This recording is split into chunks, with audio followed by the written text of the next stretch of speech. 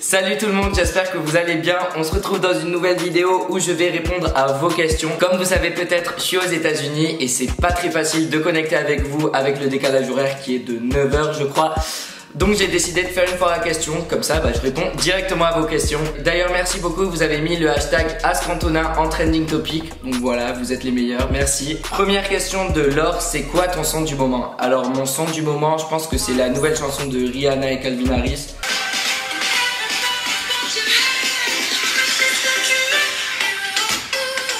Alors Margot me demande, est-ce que c'est bien LA? Logiquement oui. Ninon me demande les différences entre la France et les États-Unis et pour répondre à ça, j'ai décidé de vous faire un truc graphique. La première différence, c'est le nombre de calories que tu peux accumuler en un mois. Donc en France, c'est relativement stable, voilà, il y a quelques pics quand tu vas au McDo, etc. Aux États-Unis, la croissance est de plus en plus élevée parce que tu deviens accro à la graisse, au sucre. Après, il y a une autre différence qui est par rapport au temps. Donc voilà, en France, parfois il fait beau, il fait quoi, 28 degrés. Parfois il se met à pleuvoir, ça peut descendre jusqu'à 18 degrés. Par contre, aux États-Unis, enfin à Los Angeles, il fait toujours au-dessus de 30 degrés. N'ayant pas de voiture et ayant utilisé uniquement des Uber, j'ai remarqué qu'il y a une différence par rapport au nombre d'Uber chelous. Donc voilà, en France, on peut l'estimer à plus ou moins 5%. Par contre, aux États-Unis, à 99,5%. À chaque fois que je monte dans un Uber, j'ai peur pour ma vie. Je sais pas ce qui se passe, ils sont tous bizarres. Il y a aussi une différence quant au nombre de fast-food qu'on peut trouver dans la rue.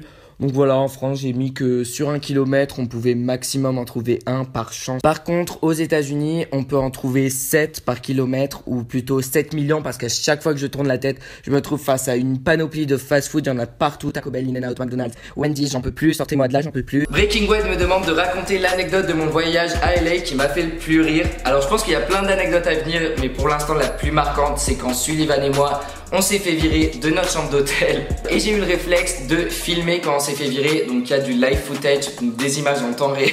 C'est une histoire assez longue, donc si vous voulez qu'on l'explique dans une vidéo, n'hésitez pas à mettre un pouce bleu.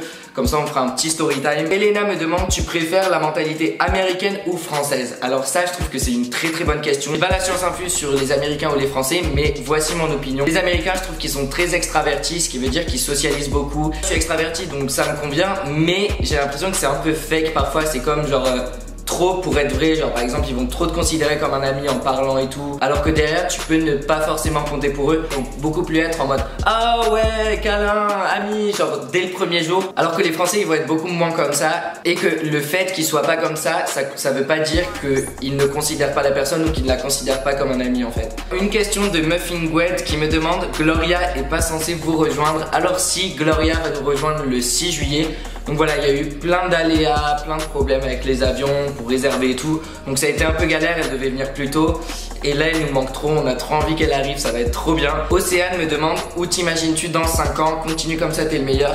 Avec une photo de quand je l'avais rencontrée. Alors dans cette photo, je sais pas si je ressemble plus à un lutin ou à un Oompa Loompa. Par contre, elles sont flawless. Dans 5 ans, ça veut dire que j'aurai 23-24 ans parce que je fais mon anniversaire le 20 juillet. Alors dans 5 ans, je me vois en fait finir mes études, chercher du boulot ou avoir déjà un boulot si j'en ai la chance. Et voilà, en fait, je sais pas pourquoi, mais je me vois heureux, enfin, je me vois épanoui. Leïla me demande, t'aimes bien Musical.ly? Est-ce que j'en ferai plus souvent? Alors je viens de commencer Musical.ly avec la vidéo avec ma grand-mère et tout, ça m'a mis dans un bon mood pour commencer. Je trouve que c'est une application qui envoie de la bonne humeur, qui permet de découvrir des musiques et tout. Compte en faire plus souvent sans prendre la tête, juste en faisant des trucs fun et les poster. Mon username sera là, c'est Antonin avec 2 A.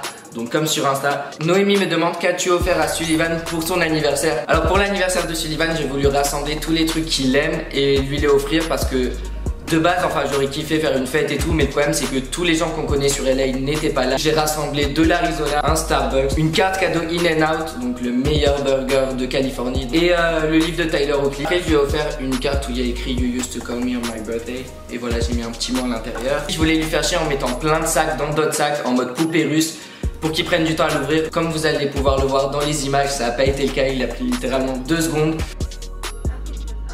Mais ouvre chaque truc, sors les trucs. C'est une blague. Hein? Tout cet effort pour rien. Alors HTTP Draw me demande, elle date de quand ta dernière copine? Alors est-ce que vous vous souvenez quand Christophe Colomb avait découvert l'Amérique? Voilà, plus ou moins dans ces eaux-là. Non, je rigole. En fait, ça doit faire 1 an et demi. Bonsoir Tino me demande quelle est la meilleure rencontre que tu as fait à VidCon. Alors VidCon, d'ailleurs, faut que je vous en parle un peu parce que franchement, c'est un des meilleurs souvenirs de ma vie. J'étais invité à VidCon par Netflix pour rencontrer une personne que vous connaissez sûrement et que vous verrez bientôt sur ma chaîne. J'ai trop hâte de publier la vidéo, franchement, c'est un truc de ouf. Et du coup, Netflix nous a passé le pass full access, donc c'est-à-dire le même pass qu'ont tous les youtubeurs américains connus. Donc, je sais même pas pourquoi on a eu un pass, mais franchement, merci Netflix parce que du coup, j'ai passé les 3 jours de VidCon entouré de ces youtubeurs que je suis depuis des années, de ces youtubeurs qui m'ont inspiré à commencer les vidéos. Jamais je m'imaginais les rencontrer, être à quelques mètres d'eux, pouvoir même parler avec eux. Alors du coup dans les soirées YouTube VidCon, j'ai parlé à pas mal de gens et à Jessie et Gina de Prank vs Prank, enfin je leur ai dit 2 mots quoi, Marcus Butler vite fait, Andrea Russett, Connor Frenta et aussi j'ai pu rencontrer ma youtubeuse préférée qui est Grace Helbig, donc c'est une youtubeuse américaine qui a énormément de sarcasme. On a parlé vraiment pendant une demi-heure. J'aurais jamais pensé que ça pouvait arriver, elle était tellement gentille, super content de l'avoir rencontrée. D'ailleurs voici une photo. Après j'ai aussi pris une photo avec Marcus et Andrea Russett. Après mes meilleures rencontres c'est clairement le colloque de Lucorne, Julian et Margarita. Je les ai trouvés grave sympas. Puis après il y en a eu plein d'autres. Zaïda me demande est-ce que tu pourrais faire un follow spree.